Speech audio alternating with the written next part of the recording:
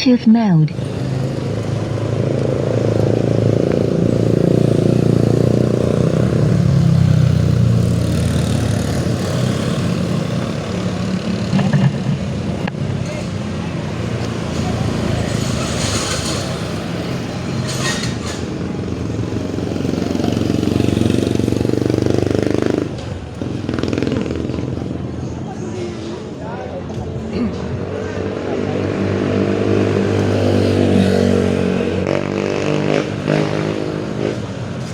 Praise Jesus, Jesus.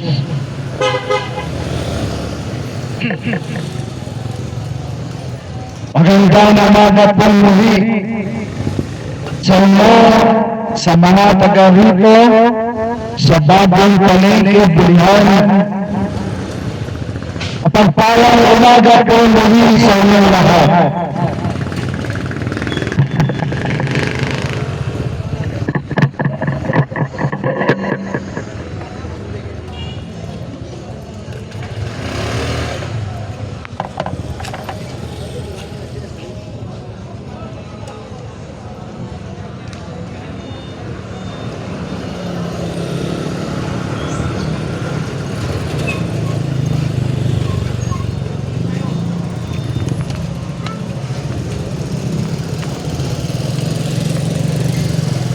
Bluetooth mode.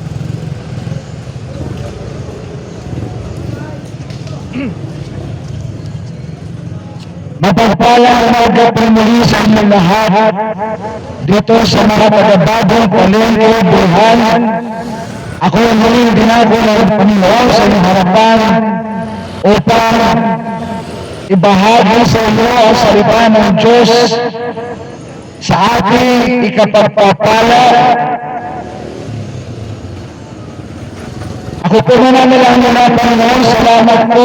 Ako'y muli mong binago sa lugar na ito ng Bilihan upang ang mga taga rito, Panginoon, mga nagtitinda, mga namumuli, mga nagdaraan at kapagpala, kaming lahat ang iyong mga salita. Pagpalain mo kaming lahat ang iyong mga salita, mangusap ka sa bawat isa sa amin, Holy Spirit.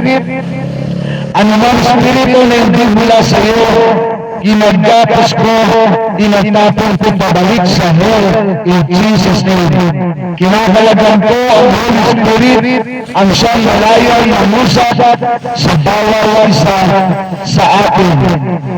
In Jesus' name, and I command the mighty angels of God, kalibutan ako sa lugar na ito, at binabalaan ko sa naman ng gugulo sa gawain ito ng Panginoon. God forbid, ito'y gawain ng Panginoon, hindi gawain ng tao.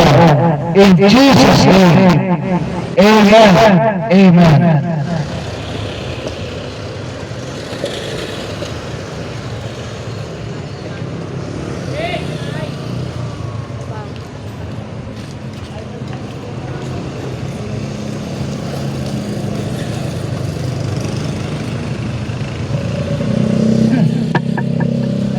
Sa panahon natin ngayon, marami tayong nakikita sa social media na naganap ang patayan,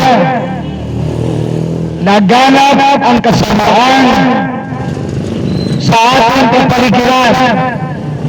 Kaya naman ang Panginoon, inuutusan kami na ibahagi ang kanyang salita sa ating lahat upang tayo ay maaralan ng salita ng Diyos at at the same time pagpalain ng salita ng Diyos. Ang sabi sa Genesis chapter 9 verse 6, whoso shedded man's blood, by man shall his blood be shed. For in the image of God made he man. Whoso shedded man's blood,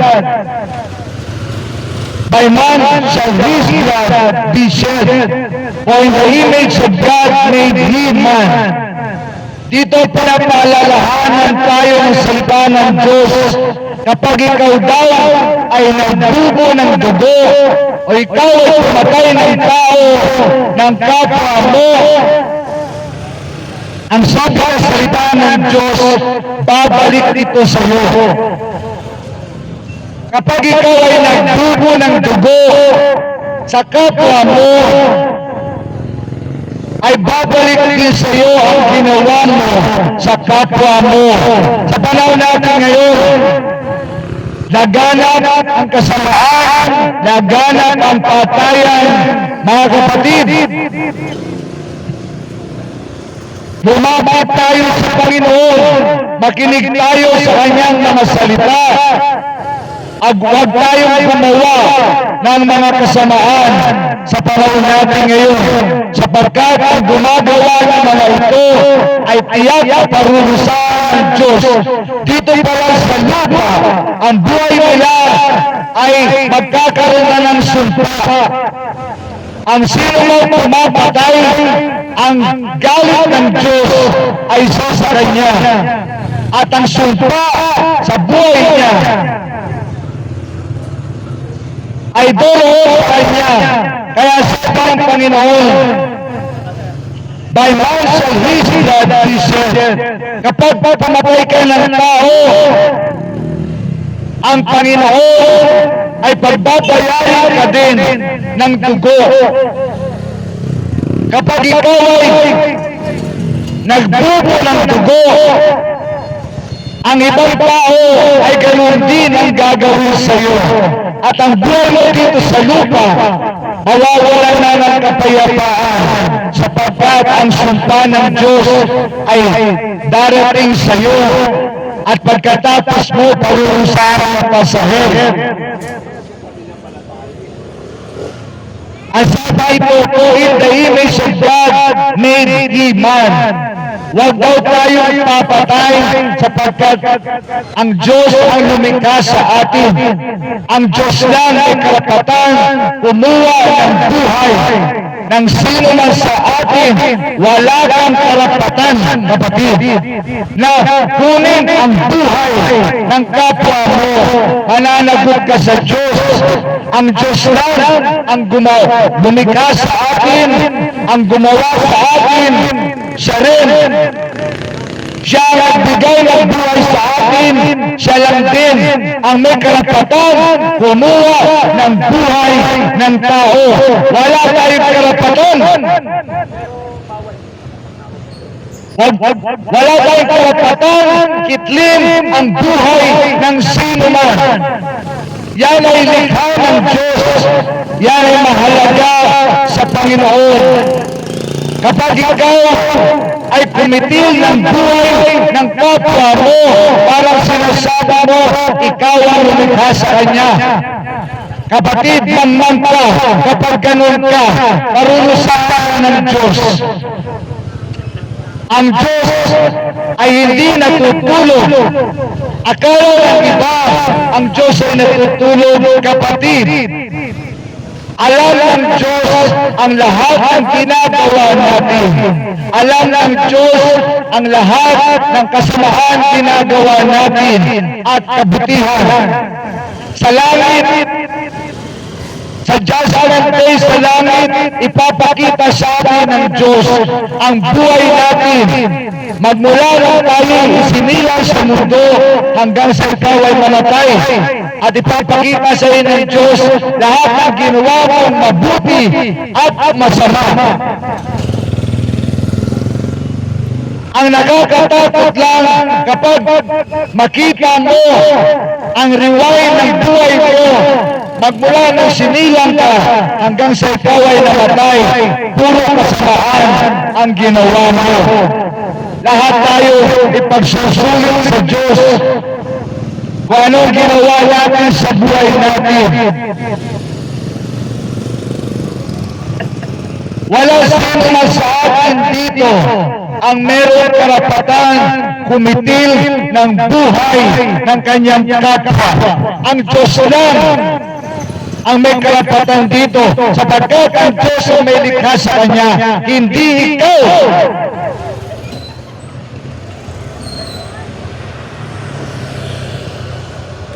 Kaya ang Diyos ay nagagalit sa tao kumikitil ng buhay. kagaya ni Abel at ni Cain. Si Abel ay isang mabuting nilikha ng Diyos, isang mabuting tao. Siya ay gumawa ng kabutihan nung siya ay nabubuhay pa. At siya ay naglilingkod sa Diyos, sumasamba sa Diyos, naghahandog sa Diyos. At ito si Cain, naghahandog din naman siya sa Diyos, subalit hindi yung pinakamainam. Kaya siya ay nagselos na inggit sa kanyang kapatid na si Abel at pinatay niya ito. Kaya pinarusahan siya ng Diyos, isinumpasan ng Diyos. Ganon din ang gumagawa sa mga tao ng pagpatay, pagkitil ng buhay ng kanyang kapwa. Para kang si Cain, isusumpahan ng Diyos. At pagkatapos, ang buhay mo dito sa lupa, wala nang kapayapaan, meron pang sumpa, at pag namatay ka pa, parurusahan ka pa sa hell.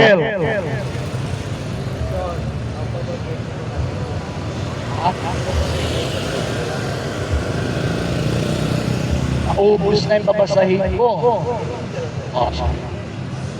Kaya mga kapatid, ang Panginoon, winawaningan tayo, huwag tayong papatay, huwag kang kikitil ng buhay ng kapwa mo. Ang Diyos kong may karapatan pumatay sa tao, sa kanyang nalikha. Walang tao ang pwedeng pamatay, manakit ng kanyang kapwa. Kaya yung mga nambubuli, yung mga nangaargabyado ng tao, parurusahan yan lahat ng Panginoon. Sa Panginoon, walang nakakaligtas, kapatid. Ang Diyos natin ay siya rin Diyos ni Abraham, ni Isaac, at ni Jacob. Siya ay makapangyarihan at matuwid kung humatol. Dito sa Pilipinas, akala ng mga Pilipino, walang Diyos ang Pilipinas. Kapatid, diyan ka nagkakamali. Ang Diyos ni Isaac, ni Jacob, ni Abraham, ay siya rin Diyos ng Pilipinas, ay siya rin ang Diyos sa buong mundo. Wala nakakaligtas sa kanyang hustisya.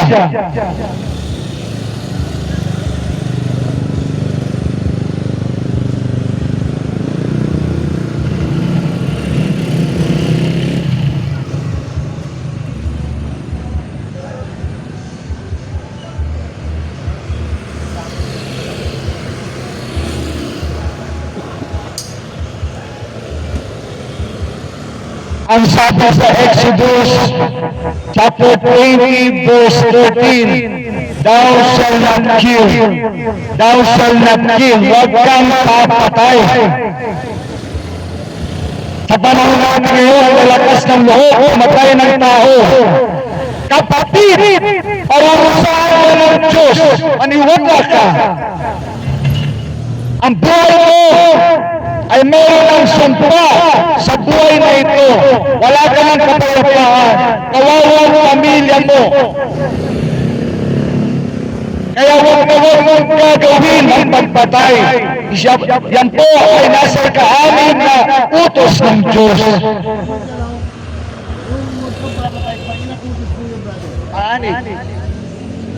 Ang anim na utos, ang sinasabi ng Bible, huwag mong papatay.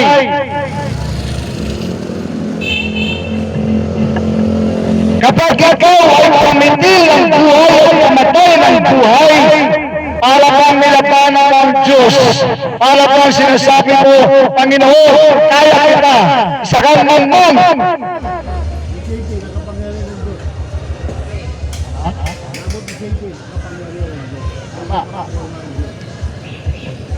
Kaya mga kapatid, kung ang Diyos nagsabi natin ito, matakot tayo. Huwag tayong gumawa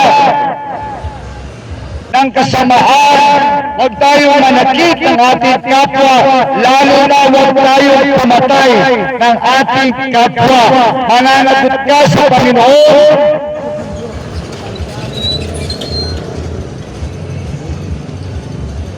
Kaya mga kapatid, ibinigay ng Diyos ang 10 utos kay Moses. Subalit ito ay applicable pa rin sa atin sa mga huling araw na ito. Lalo na ngayon, laganap ang kasamaan, ang pagpatay sa tao, ang lalakas ng loob.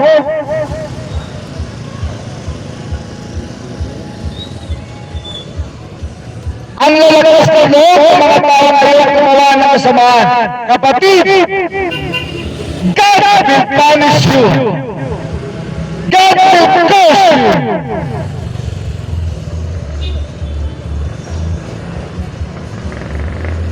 Wala na kakaligtas sa Panginoon.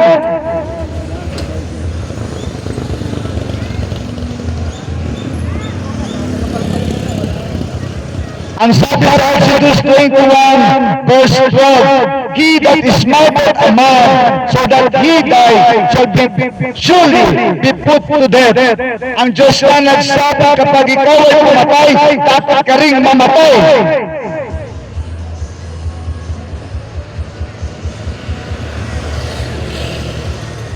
Kaya huwag tayong malalagit kapwa natin. Yung mga estudyante ng bubuli, tigilan mo yan, parurusahan kayo ng Diyos.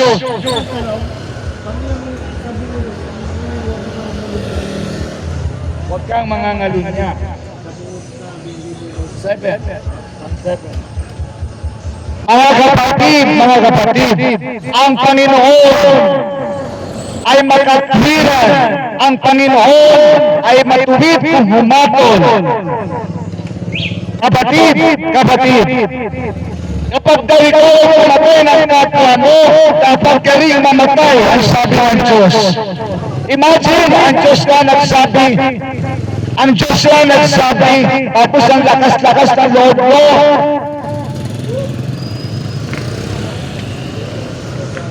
Tapos yung mga tao na nagtatrabaho lang, papatayin mo. Yan ay malaking kamangmangan sa Diyos. Akala mo nakaligtas ka, kapatid. Sa araw na ginawa mo, wala ka ng kapayapaan, meron ka pang sumpa. At pupunta ka pa sa hell, kawawa ang kaluluwa mo. Ang Diyos lang ang kinalaban mo pag ikaw ay tumitil ng buhay ng kapwa mo. Kapag ikaw nakagabiyado sa kapwa mo, babalik sa iyo yan, magkasampung ulit.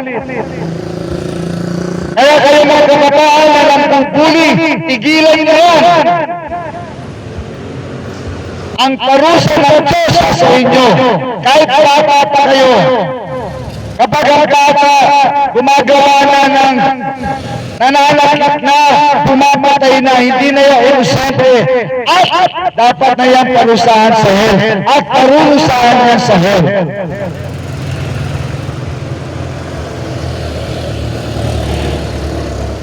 Verse 14, Exodus 21:14, pati paman can presumptuously upon his neighbor to slay him with guile, thou shalt take him from mine altar, that he may die. Ang iba, magiging maras natin sa social media, ang lalakas ng loob at tayong nananakot pa. Kapatid, ikaw ang natakot. Yung mga pumapatay na nananakot pa, at para bang sila, dapat takutin yung kanilang biktima. God bless.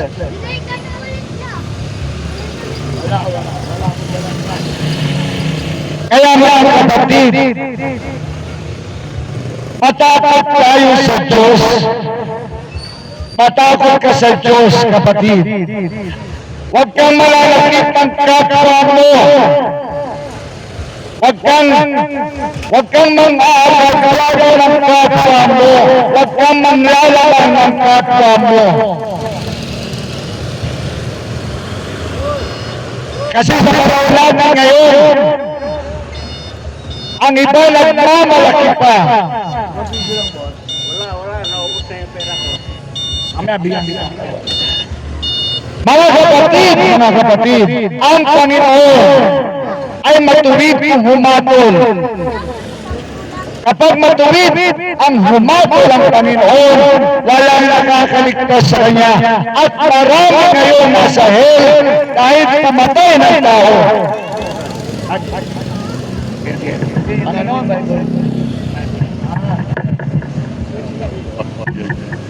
Panginoon, papalayan mo ang taong ito.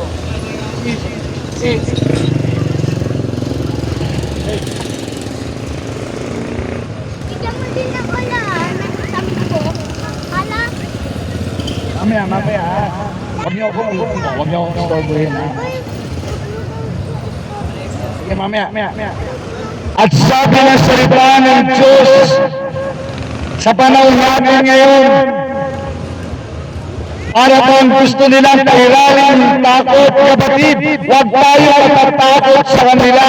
Ang mga tao ito na pumapatay, sila ang dapat matakot sa Diyos.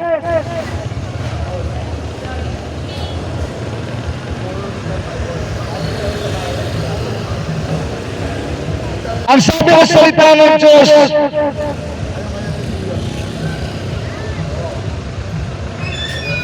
that He may die. Ang mga tao daw na malalakas ang loob, na kumitil ng buhay, manakot, dapat daw silang mamatay. Ang sabi ng Diyos.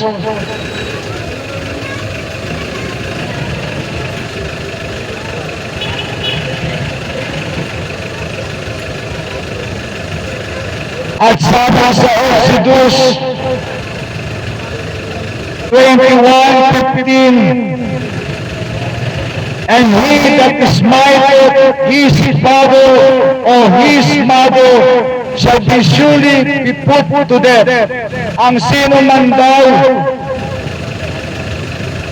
manakit sa kanyang tatay at nanay ay kailangan mamatay, ang sabi ng Panginoon. Ibig sabihin, mga kapatid, ang ating mga magulang, mahalin natin ang ating mga magulang. Igalang natin ang ating ama at ina. Huwag mong kakantiin ang iyong nanay at tatay mo. Ang mga gumagawa ng pananakit sa nanay at tatay sa mga magulang, ang sabi ng Panginoon, surely be put to death.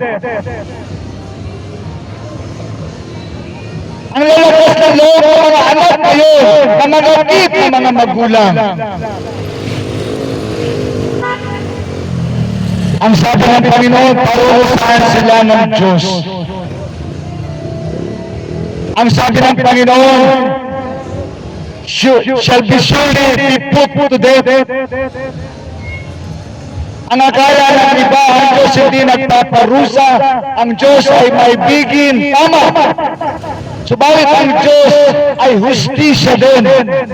Kapag alam ng Diyos, ikaw ay pangmang na tao at ikaw ay pumapatay ng tao at ikaw ay nananakit sa magulang mo, sabi ang Panginoon, surely you must be put to death. Diyan, ay mga inaanak ko, At sabi sa Exodus 21:17, and he that curseth his father or his mother shall surely be put to death. Sila din daw na minumura, sinasaktan ang kanilang mga magulang, kailangan kang mamatay, ang sabi ng Panginoon. Ang ibig sabihin, tayo mga anak, kailangan natin ang mga magulang natin. Huwag natin silang kakantiin. Sa sapagkat ang Diyos naggalit sa iyo. Ang sabi ng Panginoon, pag hindi ka mag-repent, you will surely be put to death. Ang Panginoon na nagsabi, sigurado ikaw ay mamamatay. Kaya tayo po, mga tao, dapat matuto ng salita ng Diyos. Ang Diyos ay mapagmahal, subalit ang Diyos ay nagpaparusa din. Sa Diyos pa, ang Diyos walang nakakaligtas sa Kanya na ginagawa ang kasamaan ng mga tao. Kaya bago mo gumawa ng masama, pag-isipan mo, meron tayong Diyos na lahat ng ginagawa natin, maging pinakalimlim mo, pinakatatago-tago mo, alam ang Diyos. Wala nakakaligtas sa Panginoon sa kanyang justisya. Wala nakakaligtas sa Diyos sa kanyang kaparusahan. Kung si Satanas at ang kanyang mga demonic angels hindi nakaligtas sa Panginoon, ikaw pa kaya?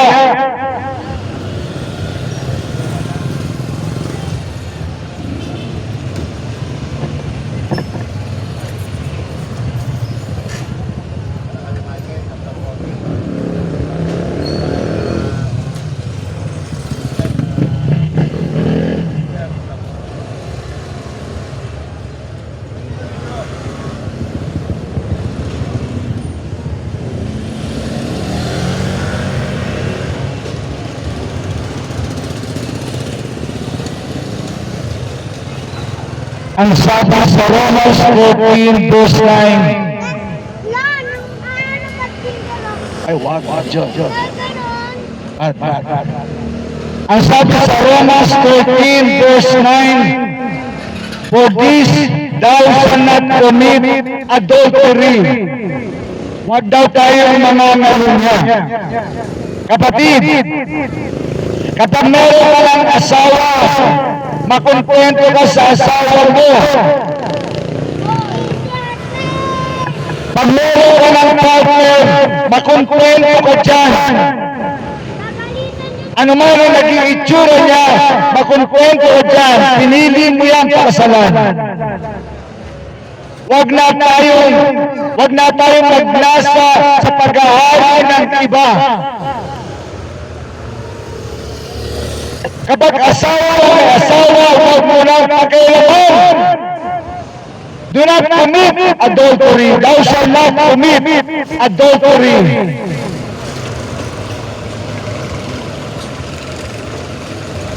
Ang iba pumapasok sa magulong pamumuhay. Yung asawa na may asawa, pinakikialaman. Kapatid, pigilan mo yan.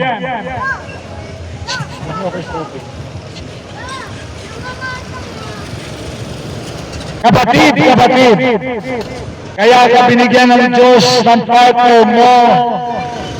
Mahalin mo yan sa hirap at sa ginhawa. Nung kayo'y kinasal, sa hirap at sa ginhawa, till death do us part, ang sabi ng salita ng Diyos. Kaya, upang makaiwas ka sa pangangalunya, mahalin mo ang asawa mo. Ano man itsura ng asawa mo, mahalin mo yan, asawa mo yan. At ang Diyos, magpapalayan ka kapag minahal mo ang iyong asawa. Ang iba sa atin, gusto ng pamumuhay na magulo, pinakikialaman yung hindi asawa. Kapatid, pag may asawa ka na, speak to one.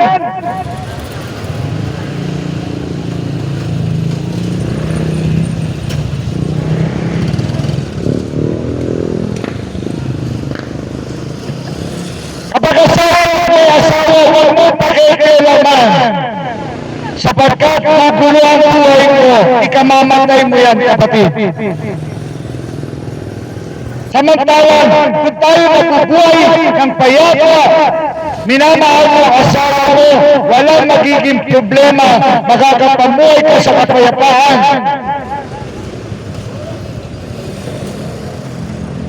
Thou shalt not kill, huwag kang papatay.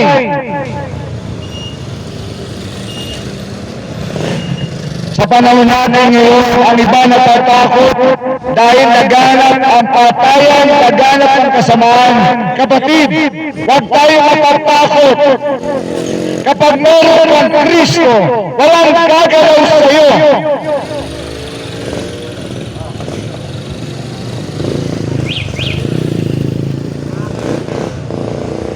Kaya napakainam sa panahon natin ngayon, tanggapin natin si Jesus bilang Panginoon na kapagligtas para tayo maging saved.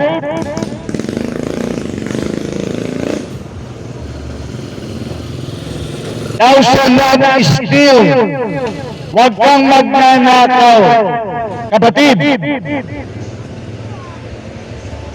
huwag kang magnanakaw. Ang pag-aari ng iba, pag-aari niya.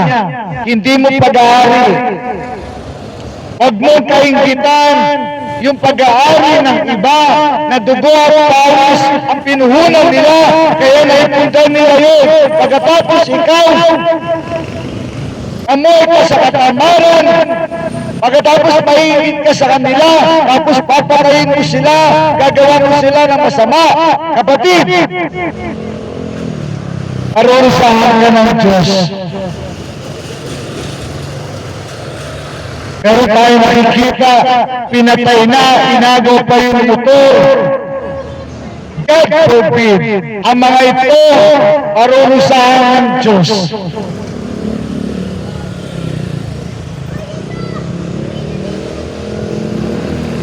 Kaya nga, sinasabi ng salita ng Diyos, thou shalt not steal.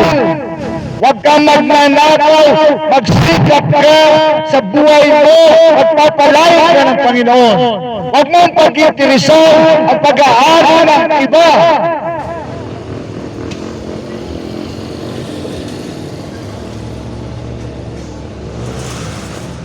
Asawa huwag mong pag-itirisan. Sasakyan ang sasakyan, huwag mong pag-itirisan. Motor ng motor, huwag mong pag-itirisan.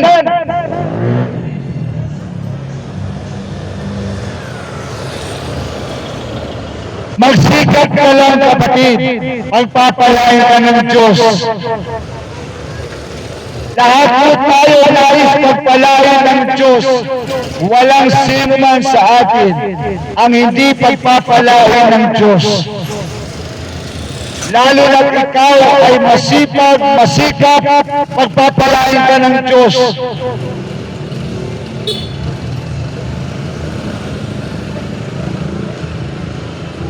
Thou shalt not bear false witness.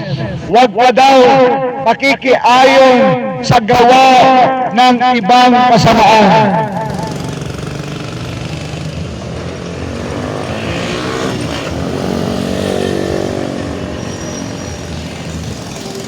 Thou shalt not bear false witness. Halimbawa, dahil naingit ka doon sa kapitbahay mo, yung kapitbahay mo, sinismis mo, sinisiraan mo. Kapatid, pigilan mo yan.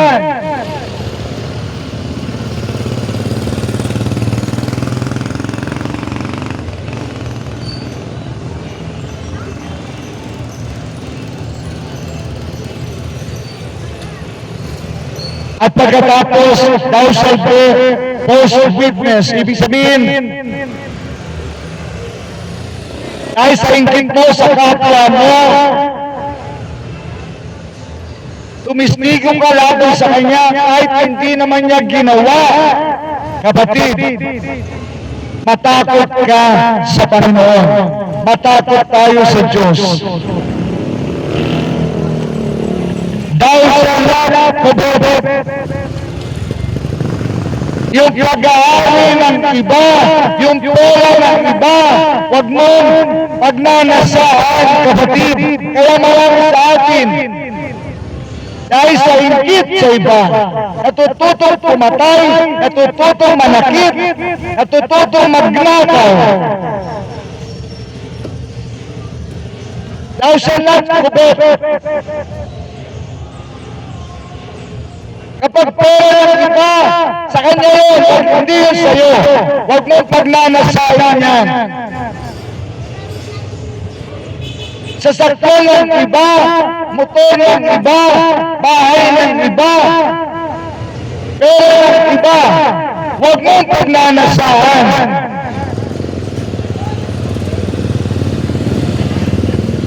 Magsikap lang tayo sa ating mga sarili, tayong lahat magpapalaya ng Panginoon.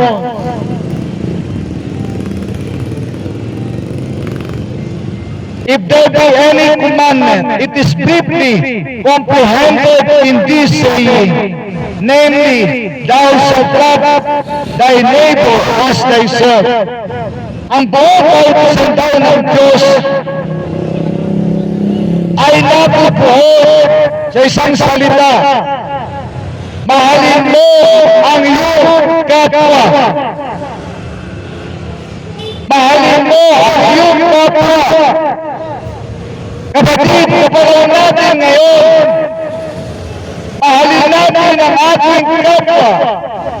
Magmahalan tayo, magtulungan tayo, magpapawalan tayo, magrespetuhan tayo.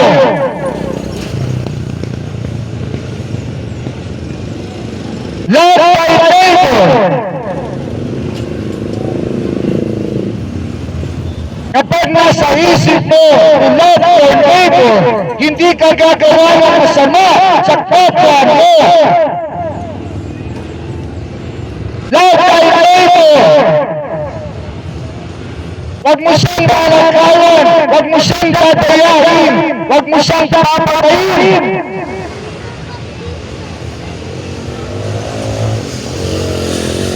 Love your neighbor, ang sabi ng salita ng Diyos.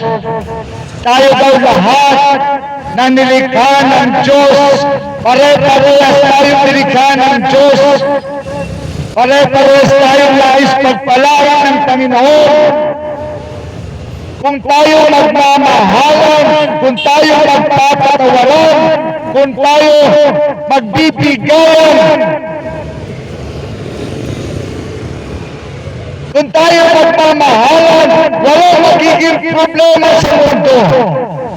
Huwag nating pabayaan natin yung ayaw makinig sa salita ng Diyos. Ang importante, sinusunod natin ang salita ng Diyos at tayo ay nakikita ng Panginoon at tayo ay pagpapalain ng Panginoon. Hayaan natin yung iba na ayaw makinig sa salita ng Diyos. Pero tayo na nakapakinig, i-apply natin ang salita ng Diyos.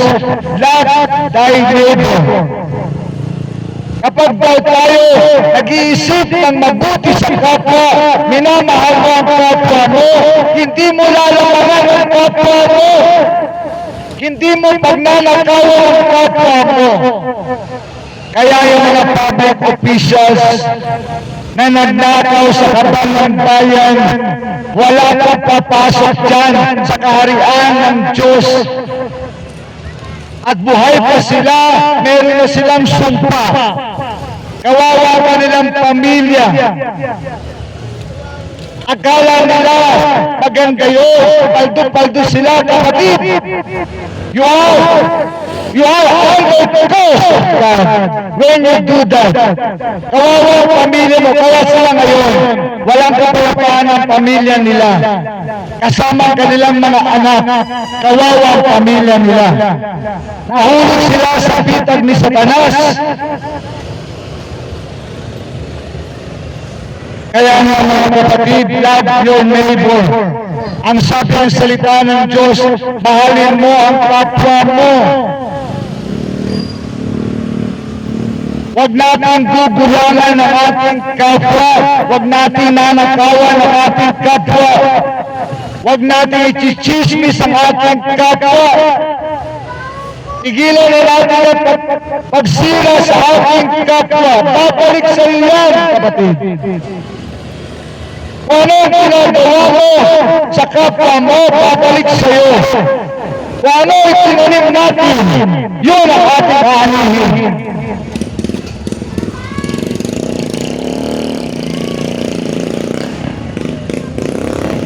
Ang sabi sa Romans 13 verse 10, love worketh no ill to his neighbor. Therefore, love is the fulfilling of the law. Kapag daw ikaw ang ibig, hindi ka mag-iisip ng masama sa kapwa mo. Hindi ka daw gagawa ng kasamaan sa kapwa mo. Kung ikaw ay umiibig sa Diyos. Ang totoo na umiibig sa Diyos, yung may pagmamahal sa kapwa niya.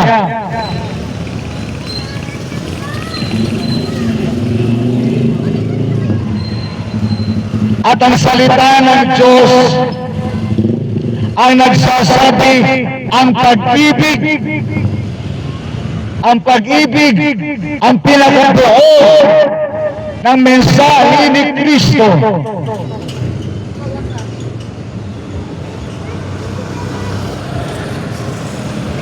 Kaya mga kapatid,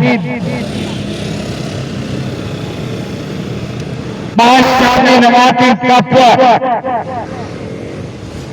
Ang sabi ng Diyos, love your neighbor. Uubusin mo ng Diyos, meron akong katampatan na pagpapala mula sa Diyos.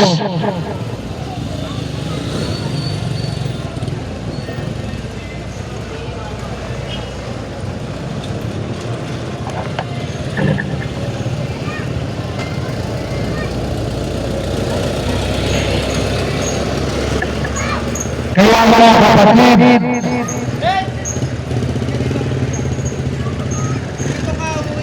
kailangan natin mahalin ang ating kapwa.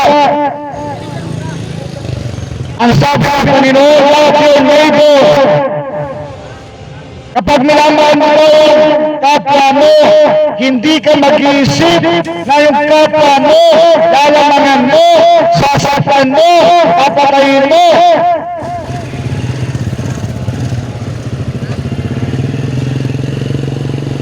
Love your neighbor. Mahalin natin ang ating kapwa, kapatid. Lahat tayo ay pagpapalain ng Diyos kapag tayo nagmamahalan, hindi nag-iinggitan, nagtutulungan.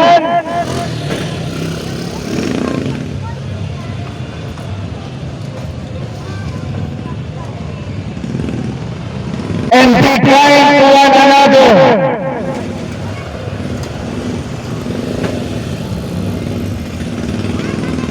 Be kind to one another, mga kapatid.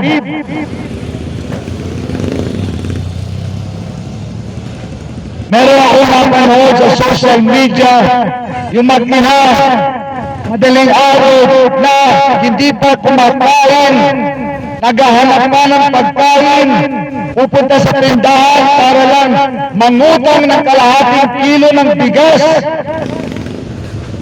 Kapatid, kapag ikaw may kakayanan, tumulong sa kapwa mo, gawin mo.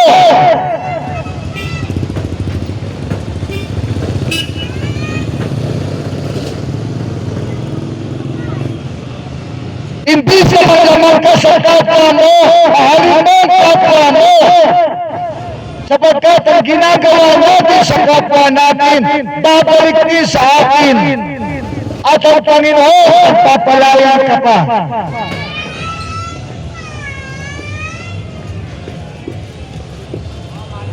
Kaya nga po mga kapatid, let us love our neighbor. Mahalin natin ang ating kapwa. Mahalin natin ang ating kapwa. Tulungan natin ang ating kapwa. Kapag ikaw meron kang kakayanan tumulong sa kapwa mo, gawin mo, kapatid. Pagpapalain ka ng Panginoon. Share your blessings. Hindi yung papatay ka, hindi yung manlalaman ka, hindi yung mga argagado ka ng kapwa mo, hindi yung magbubuli ka ng kapwa mo. Meron ka ng sumpa, parurusahan ka ba ng Diyos sa hell? Sinasabi ko sa iyo. Subalit kung gagawa ka ng kabutihan sa kapwa mo, kung mamahalin mo ang kapwa mo, kung tutulungan mo ang kapwa mo, kung isishare mo yung blessing mo sa kapwa mo, kapatid, lahat tayo pagpapalain ng Diyos, lahat tayo uunlad.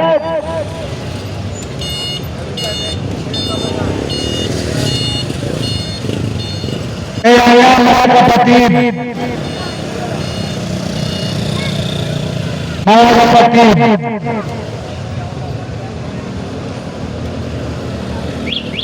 let us overcome what is happening now sa ating kapaligiran ng pag-ibig ni Kristo. Kaya nga, ang mga bagay na sinasabi ng salita ng Diyos, madali nating mai-apply kapag meron ka ng relasyon kay Jesus. Kaya tayo ngayon dapat lumapit sa Panginoon, pagsisihan natin ang ating mga kasalanan, tanggapin natin si Jesus bilang Panginoon tagapagligtas. Nang sa ganon, madali mo nang mai-apply ang salita ng Diyos at ang pag-ibig sa kapwa mo.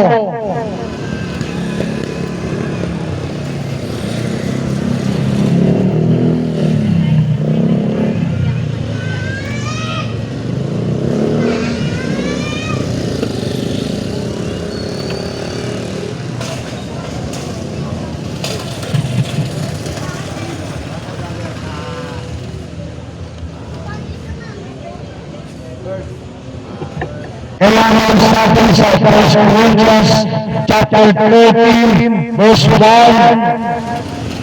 Do I speak with the tongues of men and of angels and have not charity? I am become a sounding brass or a tinkling cymbal. Kapatid, kung ikaw daw ay nakakapagsalita ng iba't ibang wika, nakakausap mo ang mga angels, subalit wala kang pag-ibig, ay para ka lang patingaw na umaalangal, walang saysay. Halimbawa, sasabihin ko ako meron akong Panginoon, pero hindi naman ako nagmamahal sa aking kapwa, walang saysay ang sabi ng salita ng Diyos. Without love, it is nothing. At yung pag-ibig na yan ay pinakita sa atin ni Jesus mismo. Si Jesus ang unang good example natin, mga kapatid. Si Jesus nagpakita ng pag-ibig sa atin nung binigay niya ang kanyang buhay para sa bawat isa sa atin. Ang tanging mo na lang gagawin, tanggapin si Jesus, at ang pag-ibig ni Jesus maghahari na sa puso mo.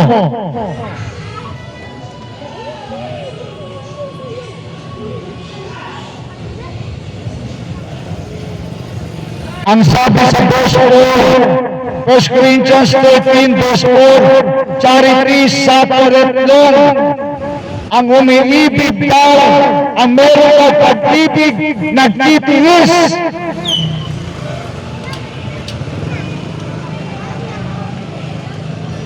Ang meron ng pag-ibig, kaya magtiis. Ang tunay na pag-ibig sa Diyos, nagtitiis siya sa ugali ng iba.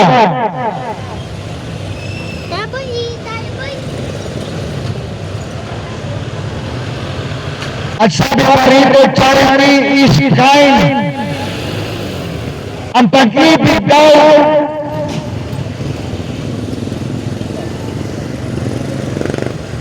ay may kababaan loob, may pag-ibig sa kanyang kapwa.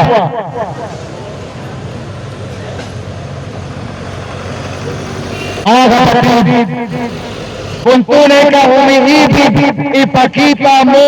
Kung tunay ka may Diyos, ipakita mo. Ang pagiging Kristiyano natin, ipakita natin. Sa panahon natin ngayon, laganap ang kasamaan, mga Kristiyano, wake up! Be the light of the world. Maging ilaw ka ng sanlibutan, Kristiyano. Pagliwanagin mo ang buhay mo bilang Kristiyano. Kung ikaw Kristiyano, pero hindi nakikita sa buhay mo, you are nothing. Kailangan ka magliwanag sa mundong ito na napakadilim. Kung tunay kang Kristiyano, let your light shine out.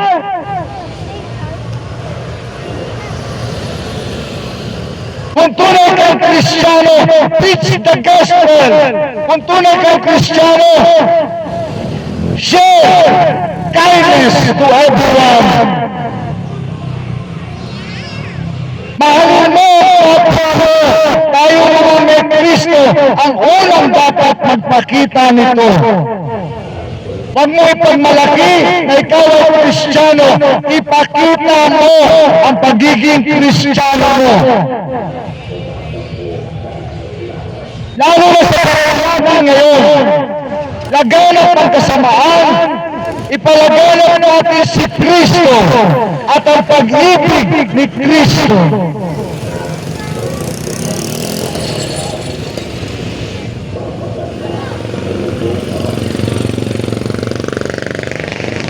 Ang pag-ibig daw ay hindi naiinggit. Ang pag-ibig hindi nagseselos. Ang pag-ibig hindi nagtatanim ng galit sa kapwa.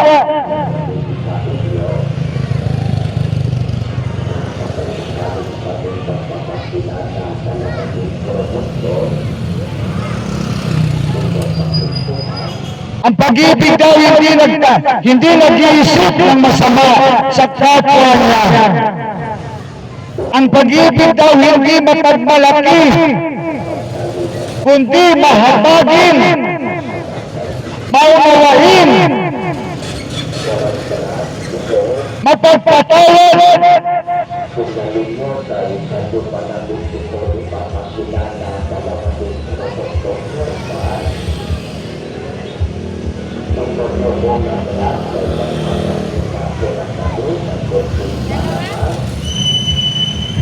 Kapag daw ang tao umibig, hindi siya mabibigo. Ang tao nagmamahal, hindi mabibigo kailanman. Kaya ang Panginoong Yesus, unang nagmahal sa atin, hindi siya nabigo. Niligtas tayo ng Panginoon. At dahil sa pagliligtas ng Panginoon, dahil sa pagpapakita niya ng pag-ibig, natuto tayo umibig din.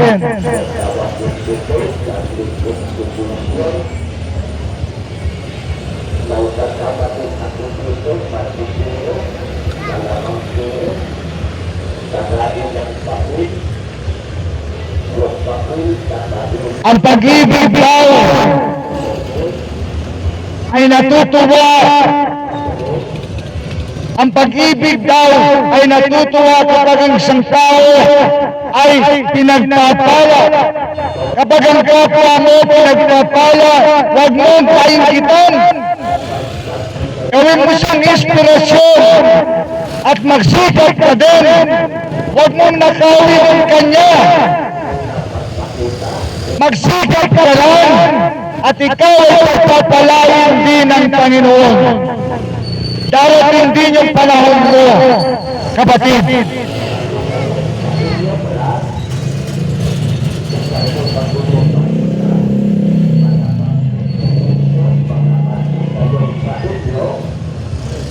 At ang sabi pa sa 1 Corinthians 13:13, and now abide faith, hope, charity. These three, but the greatest of these is charity. Sa kahuli-hulihan, kapatid, ang matitira ay ang pananampalataya, ang pag-asa at ang pag-ibig. At ang pinaka-importante daw sa lahat ay ang pag-ibig. Kaya mahalin natin ang ating kapwa. Huwag natin silang papatayin, huwag natin silang ibubuli, huwag natin silang pagsasamantalahan, huwag natin silang dilinlangin, huwag mo silang dadayain.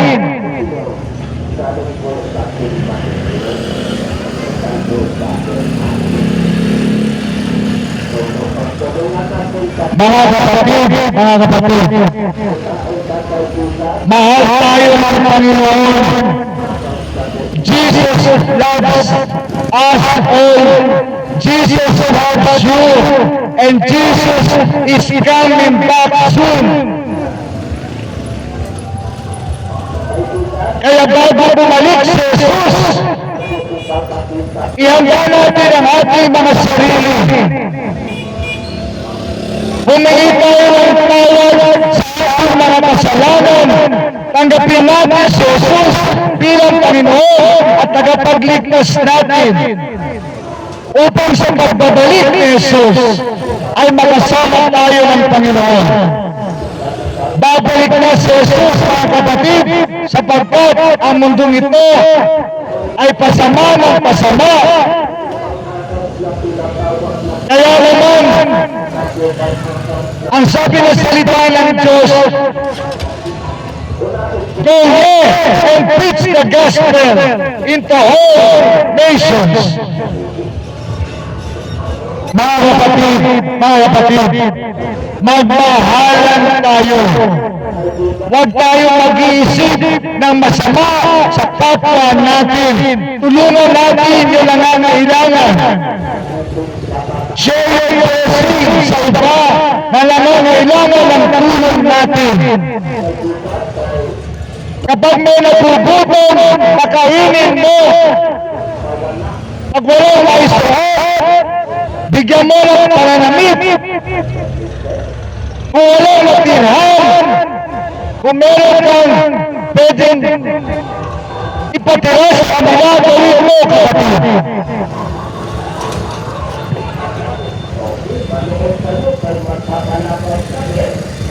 Mga kapatid, mahal tayo ng Panginoon.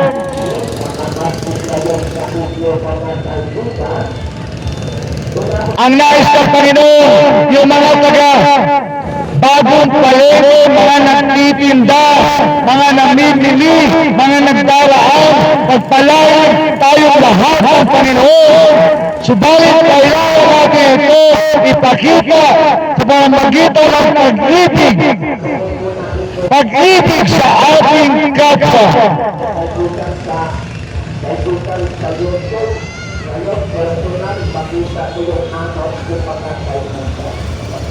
Mga kapatid,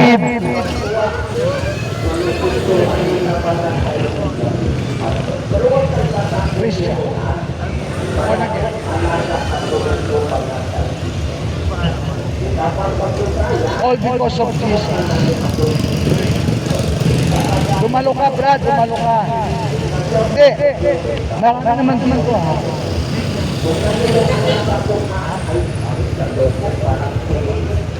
All because of Jesus. Kamatilupa yung church namin, Brad.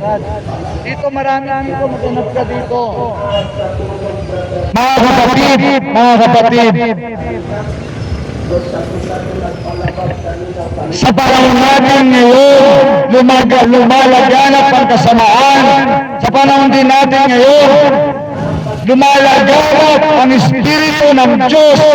Umpisa natin sa ating mga sarili, sa ating mga buhay. At sa lugar na ito,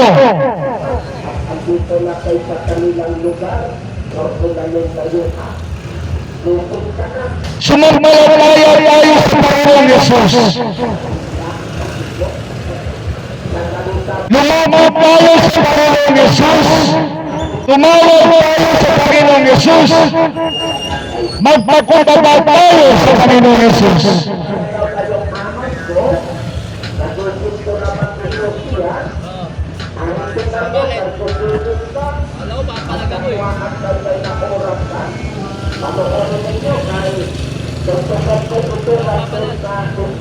Ako po ay mananalangin na sa nais maligtas at tanggapin si Jesus. Sumunod po kayo sa pananalangin. O pray ka, Brad. Sumunod ka sa prayer. Sumunod po kayo sa pananalangin. Sabihin po natin, Jesus, patawarin mo po ako na isang makasalanan. Linisin mo po ako sa lahat ng kalikuan ko at lahat ng kasalanan ko. Patawarin mo, Panginoon. At salamat, Panginoong Yesus, ako ay iyong pinatawad. Salamat, Panginoong Yesus, ako iyong nilinis. Turuan mo ko kung paano lumakad mula ngayon sa kalinisan. Salamat din, Panginoon, kaya tinatanggap kita bilang Panginoon at tangi kong tagapagligtas magmula sa araw na ito. Ikaw na lamang, wala nang iba, Panginoong Yesus. Salamat, Panginoon, ako'y pinatawad mo, ako'y nilinis mo, ako'y niligtas mo, at isinulat ang aking pangalan sa aklat ng buhay. Ikaw na po bahala sa akin, Panginoon, sa mga susunod kong gagawin. Sinusuko ko na lahat sa iyo, Panginoon, ang buong buhay ko. In Jesus' name, Amen. Amen.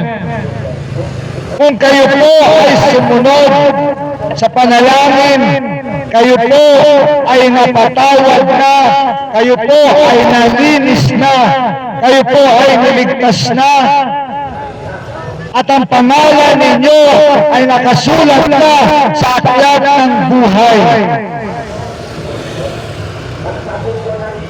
Sa mga hindi nakasunod kanina, pag-uwi niyo sa bahay, manalangin po kayo. Unahin niyo muna ang kaligtasan ninyo. Kapatid, bago ka magluto, bago ka maglaba, manalangin ka muna sa Panginoon. Humingi ka ng tawad sa Panginoon. Tanggapin mo si Jesus bilang Panginoon tagapagligtas mo. Gawin mo po yan mula sa puso mo. At ang Panginoon patatawarin ka. Ako po'y mananalangin na para sa lahat ng mga taga rito. Panginoon, salamat po sa oras na binigay mo upang ang mga tao rito, Panginoon, ay makapaginig, mapagpala ng iyong mga salita. Panginoon, sila ang mga tumanggap sa iyo. Panginoon, alalayan mo sila sa mga susunod nilang gagawin. Kasama ng kanilang mga pamilya. Sa mga hindi pa tumanggap, Panginoon, pag-uwi nila sa bahay, manalangin sila, humingi sila ng tawad, tanggapin kanila bilang Panginoon tagapagligtas nila. Panginoon, Panginoon, yung mga taga rito, yung mga nagtitinda, pagpalain mo ang kanilang mga tindahan, mga paninda, mga negosyo. Lalo na po itong tapat po, Panginoon, na nagbigay ng pahintulong, maging sa management ng palengke ito. Pagpalain mo po ang palengke ito, Panginoon. At yung mga namimili, pagpalain mo din po silang lahat. Iligtas mo rin po silang lahat. At sa mga nagdadaan, nawa, Panginoon, kahabagan mo din sila, iligtas mo din sila. Kaming lahat ng mga taga rito, Panginoon, pagpalain mo silang lahat, Panginoon. anumang espiritu ng kaaway sa mga taga rito, Panginoon, na ibig gumawa, ibig nakawin ang kaligtasan sa buhay nila, ginagapos ko, tinatapon ko pabalik sa hell in Jesus' name. Kinakalagan ko ang espiritu ng salvation by faith in Jesus Christ alone, makagawa sa kanilang lahat. In Jesus' name. In Jesus' name. Amen. Amen. God bless you all and shalom.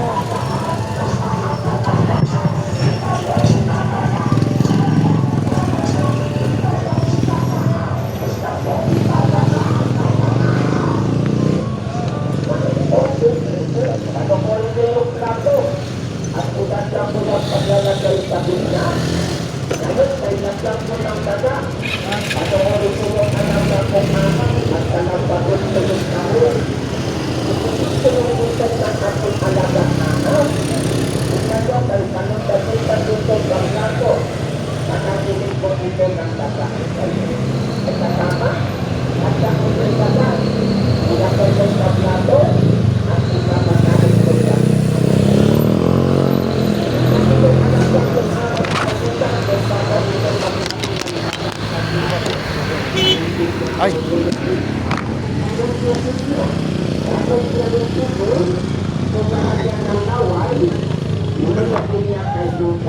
Hindi, dito yan. Dito ba?